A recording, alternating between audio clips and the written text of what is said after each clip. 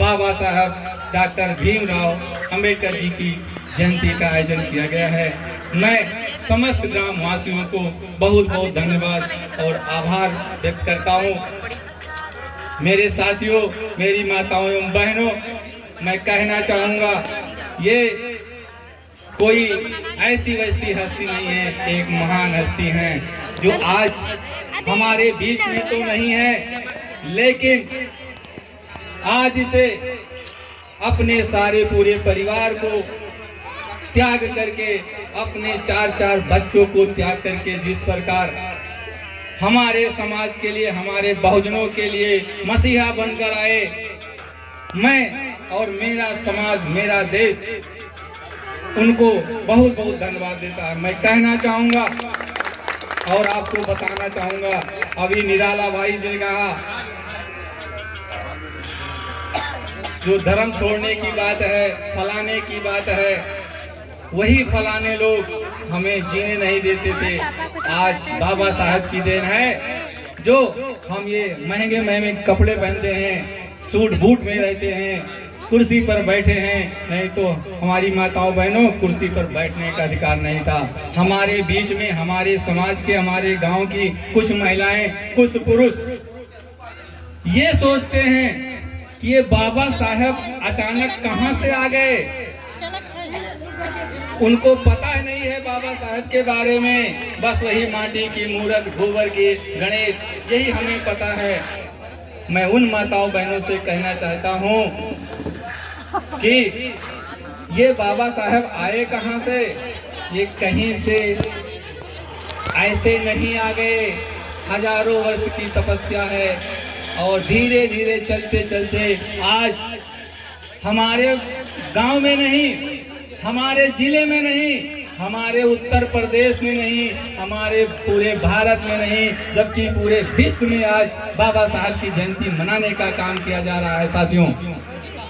और रही बात आने वाली समय की, तो मैं तो जानता हूँ कि एक दिन बदलाव आएगा और बदलाव हमें और आपको करना है। मैं अपने इस ग्राम सभा में अपने समाज के लोगों से कहना चाहता हूँ कि वो एक रोटी कम खाएं, एक रोटी कम खाएं, लेकिन अपने बच्चों को शिक्षा जरूर दें और ऐसी शिक्षा होनी चाहिए। मैं यहाँ देखता हूँ कि मेरी बेटियाँ हाई स्कूल पास कर ली, इंटर पास कर ली, या नहीं पढ़ा रहे हैं लोग, उसका कोई मतलब नहीं है साथियों। मतलब ये है कि मेरा बच्चा पढ़ रहा है, उसे मुझे पढ़ाना है, उसे एक टाइम कम खाना है। कहना है न समझो कम बेटियों को, कि हमारी बेटियों के लिए मैं वक्तव्य कहता हूँ, न समझो कम बेटियों को, ये दुनिया जीत सकती है। न समझो कम बेटियों को, ये दुनिया जीत सकती हैं। बेटों से कहीं ज्यादा ये फिक्र अपनों की करती हैं, बेटों से कहीं ज्यादा ये फिक्र अपनों की करती हैं। गढ़ गढ़ गगन खेल बिजनेस राजनीति में ये है अव्वल। अगर मौका मिला इनको तो ये पीओके छीन सकती हैं, ये पीओके छीन सकती हैं।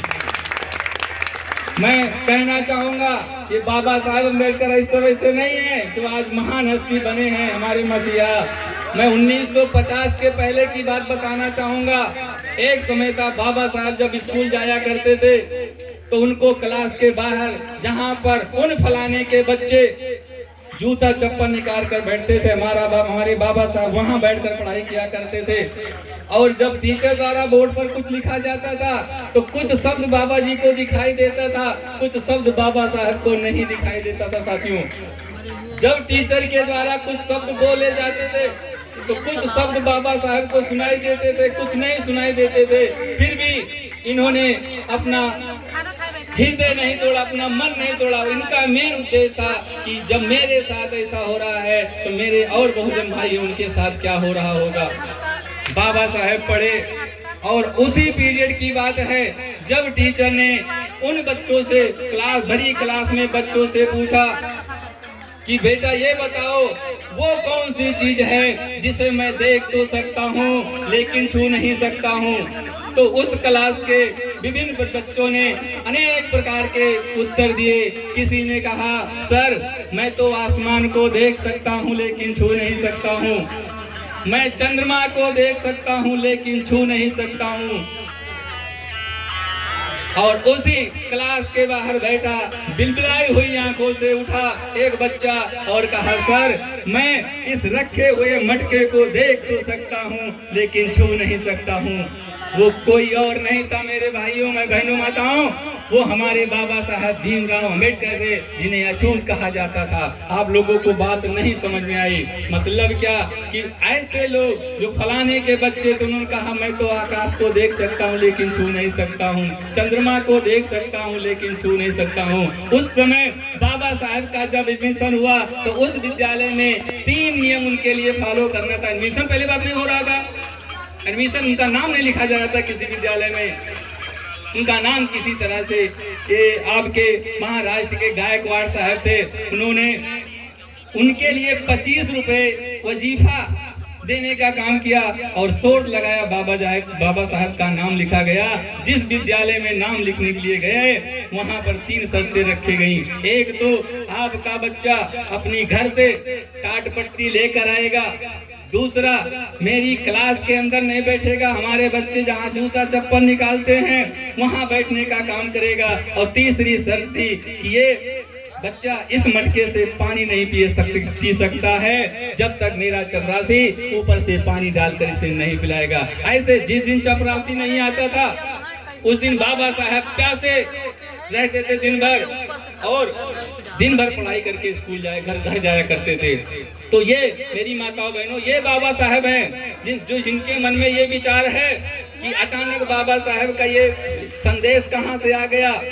अभी निराला साहब ने कहा, भाई साहब ने कहा, मेरे छोटे भाई ने, कि ये माटी की मूर्त पूजने से, गोबर गणेश पूजने से बच्चे पैदा होते हैं, तो नामकरण करने से, गृह प्रवेश करना है तो उनको बुला करके गृह प्रवेश करा रहे हैं, शादी करा रहे हैं, तो मंत्र, इसका कोई मतलब नहीं। मनन करिए, सोचिए और विचार करिए।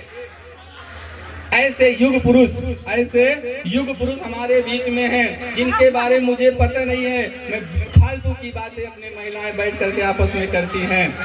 मैं कहना चाहता हूं जो पढ़े लिखे लोग यहाँ हैं, आज जाइए और संविधान को पढ़िए और इतिहास को पढ़िए। उस इतिहास में मैं गारंटी लेता हूं जिंदगी भर गुलामी करूंगा अगर इन माटी की मूर्ति कहीं पर जन्म स्थान की बात मिल जाए, इनके पिता की बात मिल जाए, माताओं के नाम मिल जाए, इनके परिवार का अगर जिक्र कहीं मिल जाए। लेकिन मेरे बाबा साहब की सारे आपको सिस्टम मिलेंगे। तो इसी के साथ मैं और कुछ बताना चाहूंगा, कहना भी चाहूंगा कि मैं आप लोगों से निवेदन करूंगा कि ज्यादातर बच्चों को क्या देना है, शिक्षा देना है। आप एक टाइम कम खाइए, एक कपड़ा कम पहनिए, एक जेवर कम पहनिए, एक समय पुट्टी कम लगाइए अपने चेहरे पर, मतलब ना करिए, कोई जरूरी नहीं है, लेकिन बच्चों को पढ़ाइए। और आपके यहाँ तो बहुत सुनहरा मौका है कि मैं अमानीगंज से चलकर आपके सुहावन में 5 अप्रैल 2026 को आपको, मुझे यहाँ 15 साल हो गया पढ़ाते हुए।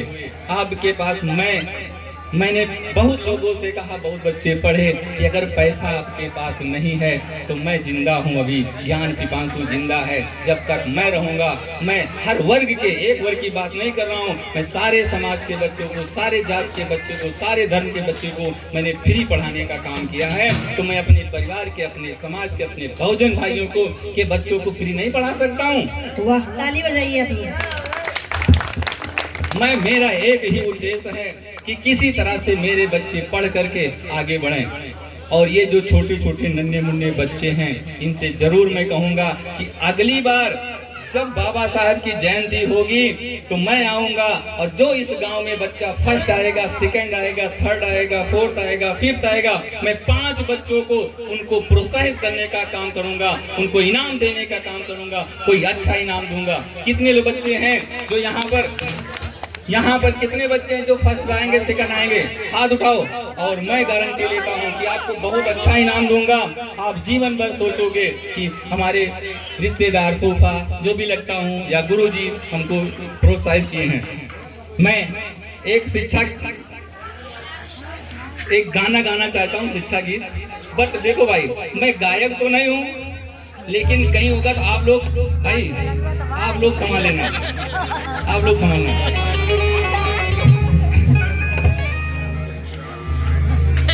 एक प्यारा सा शिक्षा गीत है, ध्यान से सुनिएगा, मजा आएगा।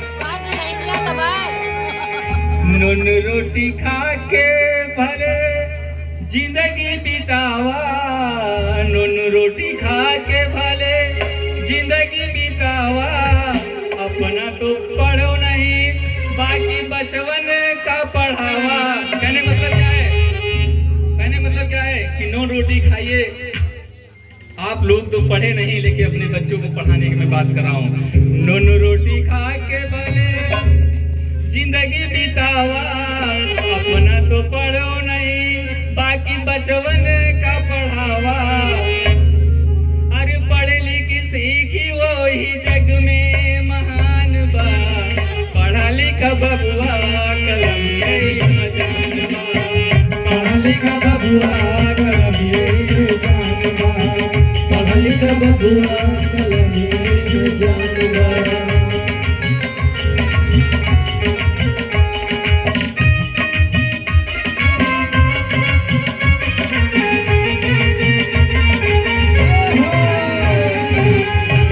रोटी खा के भले जिंदगी बितावा, नून रोटी खा के भले जिंदगी बितावा, अपना न बढ़ो बाकी बचवन का पढ़ावा। पढ़े लिख सीखी वही, पढ़े लिख सीखी वही जग में महान बा, पढ़ा लिखा बबुआ कलम यही जान बा, पढ़ा लिखा बबुआ कलम यही जान बा, पढ़ा लिखा बबुआ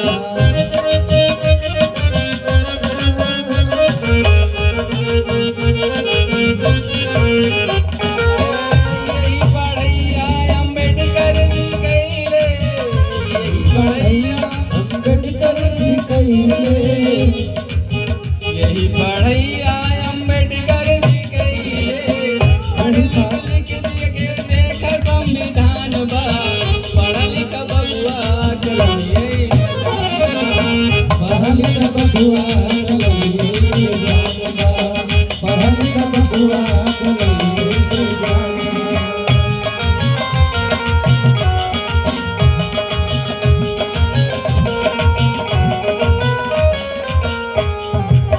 काहे विवेकानंद ज्योतिबा फूले, काहे विवेकानंद ज्योतिबा फूले, काहे विवेकानंद ज्योतिबा फूले, लइकन के पढ़े बदे दे जाई स्कूले, लइकन के पढ़े बदे दे जाई स्कूले, लइकन के पढ़े बदे दे